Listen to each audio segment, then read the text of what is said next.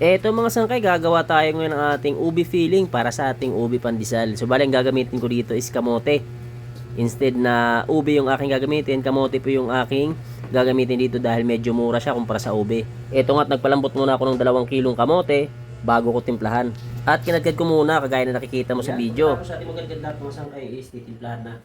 So yan bali, ganyan karami yung ating kamote na 2 kilo na ating binili. Ihanda na natin yung ating kawali, kalahating kilo na wash sugar, konting asin, 3/4 cup na powder milk, 100 grams na margarine, at maliit na lata ng evaporated milk. So bali yung ating powder milk mga sangkay is yung ano yan ha, yung original na powder milk, Milk Boy, yung ginamit ko dyan. At ito nga is tinutunaw muna natin yung ating margarine kasama yung ibang mga ingredients na ating nilagay.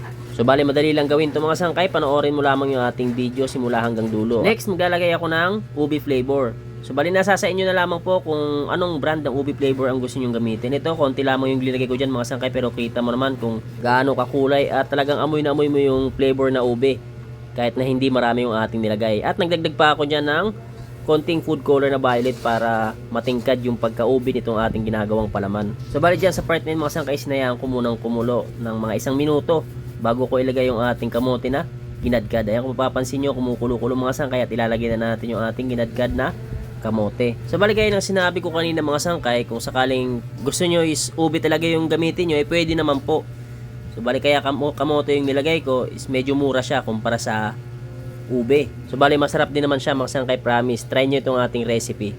Talagang masarap din naman siya, lalong-lalo na kung ipapalaman natin sa ating mga tinapay. At nung nilagay na nga natin mga sangkay yung ating kamote, hahaluin lamang natin ng maayos. So bali kung makapapansin nyo is medyo matubig-tubig siya. Medyo patutuyuin lamang natin ito bago natin tigilan sa pagluluto. So bali sa ganyang part mga sangkay, haluin lamang natin ng maayos para yung ating kamote is malagyan lahat ng flavor.